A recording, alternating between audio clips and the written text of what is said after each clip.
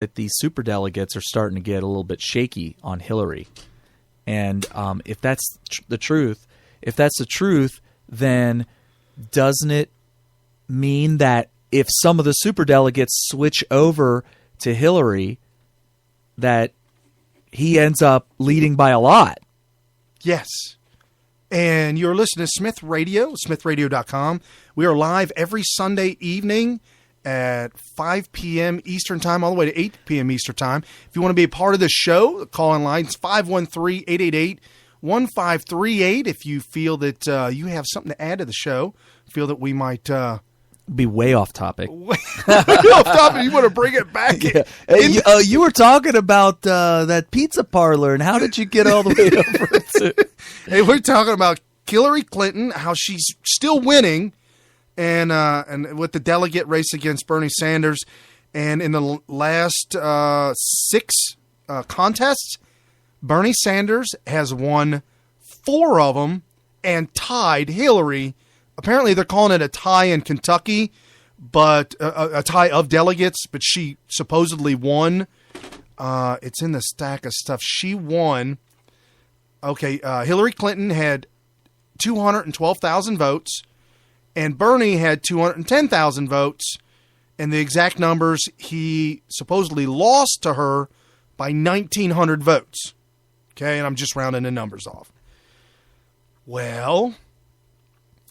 the Pike County office told local Kentucky station WKYT that there were issues with one of their card readers, which caused the delay in the numbers. As a result, the AP erased Sanders' votes, pushing Hillary to a lead of 4,000. You know, I think that is a really pathetic attempt at trying to make to hide what really happened, which is that they just bumped the numbers up. Right. And so, the reason why she had to cheat and the reason why she had to win Kentucky, dude, and I'm telling you right now, and I've got some sound bites. We're going to get into Trump here in a minute. Everything Trump has ever said, unless you call in and you show me it's a fact he lied, Trump has almost always been right. Oh, yeah. When he says something that, whatever it could be, that he, like a prediction or an assessment on somebody's character or even something that's kind of conspiratorial, he's been right every time. Right. And apparently, not apparently, he said to, Hillary Clinton or anybody that was listening that if you don't win Kentucky, you need to drop out. That's funny. Trump said that. That's hilarious. But you know what? He's got to be glad that she doesn't. Right. She is. Well, he does this on purpose to keep her relevant. To keep her in the news. That's right. To keep Trump said something about Hillary. News at 11. Never said anything about Sanders at all. Yeah. Oh, who's that? Sanders? And what's Sanders' last name? I don't know. Sanders Johnson. Is he running for something? I think dog catcher or something. Wow. Oh, so in the Democrat Party in Nevada this week, there was a melee. Where? A melee. Where? In Nevada. There's always a melee in Nevada. Apparently, Barbara Boxer had to talk about it. She feared for her life. Oh, whatever. So this is what's... So all the people that are saying that Trump is causing violence and chaos... No. They're claiming it's the burn. And the burn supporters showed up in droves. 6 feet away from me, and if I didn't have a lot... It was a scary situation. I was there. I saw it. It was frightening. I was on the stage, and people were 6 feet away from me, and if I didn't have a lot of security, I don't know what would have happened. But this election isn't about me. It's about us. It wasn't Bill Clinton. You know, it's funny. She said, this election isn't about me. What? Why would you say that? Because she realized, oh, yikes. I wish it was about me. Was that projection there? It's not about me. I'm thinking she caught herself like, oh wow, I'm laying this on a little bit too thick. I need to back it off a little bit. But what I'm saying is she's worried about what might happen if these people were closer than 6 feet away And from we me. have to work together, and I believe we will. We have to remember that when Hillary ran against Barack Obama, there were a lot of harsh feelings. So I'm very hopeful that we will come together. But you really did feel threatened, physically threatened. You were nervous about your safety at that event. Well, I said that. I said that to Bernie. I said that publicly. When you have people not listening to a word and angry, their faces red, they were shouting obscenities. You know, no one threw a chair at me. No one threw any object at me. I had a But lot if that's of the security. bar, that's pretty disconcerting. Well, I'm saying how I felt. It was a frightening situation. It was not under control. And, I mean, what I got was... So the bar at a Democratic convention is not having a chair thrown at you. Oh, Did they pull up Morton Downey Jr. to roll this thing? was that Morton Downey? No. It was at Bobby Knight was at the show. Either that or it wasn't Jerry, or no, it was Geraldo that had the bandage. Geraldo had... He was attacked by the KKK. Yeah, okay. Because he had him on his show. Right, and he ended up for like the next week with the ridiculous bandage. He had a broken nose. Right, but the way they taped it up, they used 2 giant 2-inch thick white medical tape across his face like an X. Yikes. Yeah, that was pretty ridiculous. But, you know, the thing about the First Amendment is obviously whenever violence breaks out, that's not a good thing. And whoever is the perpetrators of such violence need to be prosecuted. But the way the First Amendment is supposed to work is you are actually allowed to scream obscenities from high up in the stands. And we even go as far as saying that you're allowed to scream fire. Yeah, we've made that case. We have made the case that you can scream fire in a crowded theater. I don't want to hear about having consequences for somebody feeling threatened because people with red faces were screaming obscenities. And by the way, is that racist? Red faces? Yeah. Don't you have to be a certain ethnicity to have a red face when you're really angry? Wow. Interesting. Wow. But I'm just saying, that's the whole, double standard. Yeah. But Yikes. anyway. So, she felt threatened, and it sounded like she wanted something done about it. And it's like, hey. She said, I approached Sanders. You didn't get hurt. Just because you thought that you might get hurt doesn't mean you actually did. Right. So stop crying like a little baby. Well, and all the reports and all the pundits are talking about it now, saying, wait till the Sanders peoples find out that he never had a chance to begin with, and at the Democrat convention, what will happen? Yikes. They're predicting, Well, I think that those people should be arrested for acting like they might do something. Right. Oh no, that was the Tom Cruise movie. Oh, the Minority Report. Yes. Well, we find in our databases that you're going to commit a crime, so we're going to go ahead and arrest you now before it happens because we're pretty sure you're going to do it.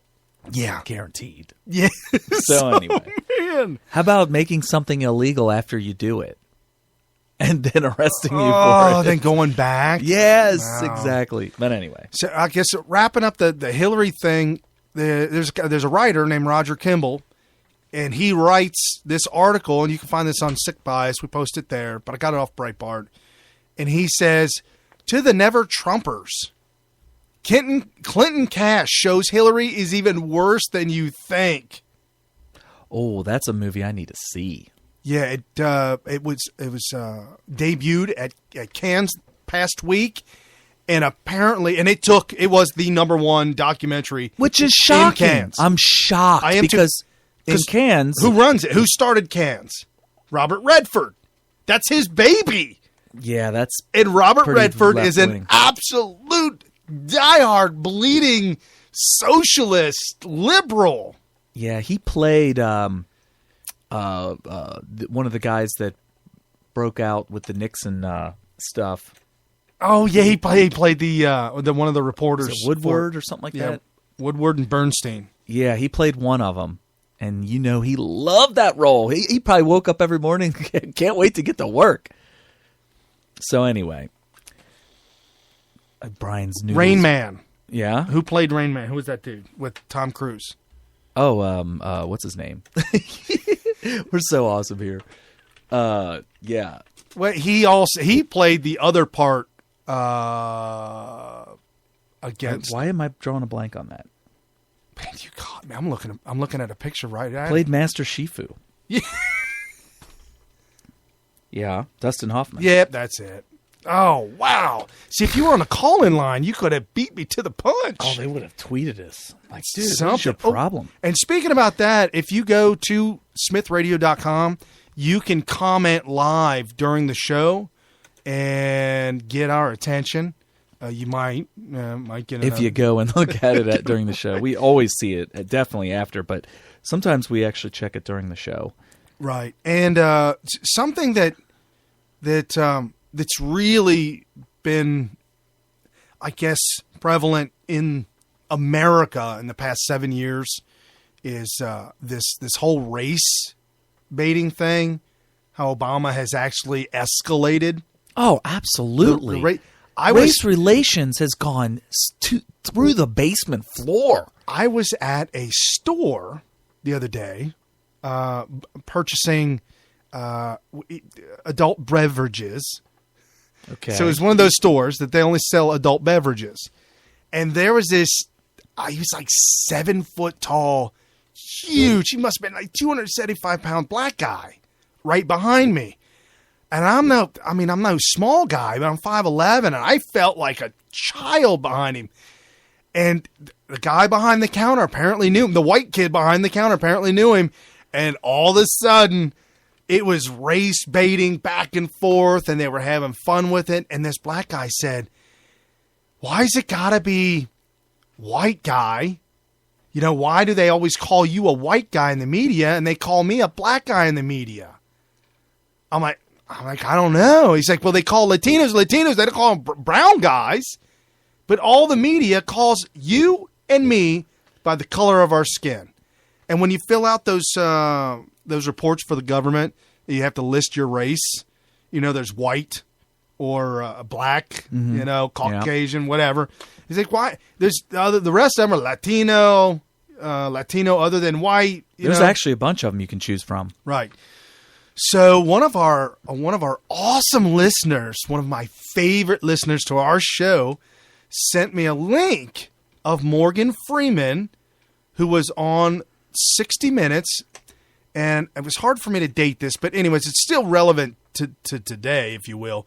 But he was on 60 Minutes, and Wallace asked him about being black. Okay. Black History Month you find ridiculous. Why? You're going to relegate my history to a month? Oh, come on. What do you do with yours? Which month is White History Month? No, come on, tell me.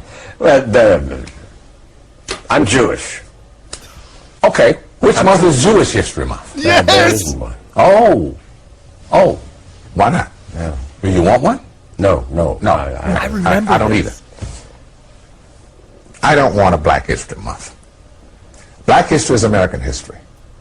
How are we going to get rid of racism? Stop talking about it. You know, I'm going to stop calling you a white man. Yeah. And I'm going to ask you to stop calling me a black man. I know you as Mike Wallace. You know me as Morgan Freeman. I remember when that audio came out. It's not super old, but it's several years old. Right. And I'm going to be honest with you, a lot's changed since that interview happened. I think that would cause a firestorm if he said that same thing today, because things have gone so downhill. Oh, yeah. It's gotten to the point now where there's kind of a black supremacy movement going, and that's not good. I agree 100% with Morgan Freeman here. I think if we just stop talking about the fact that one is, these people are part of this group of humans called white people, and this person's a part of this group over here called black people, And it's just so divisive and everything like that. But no, I 100% agree with him. And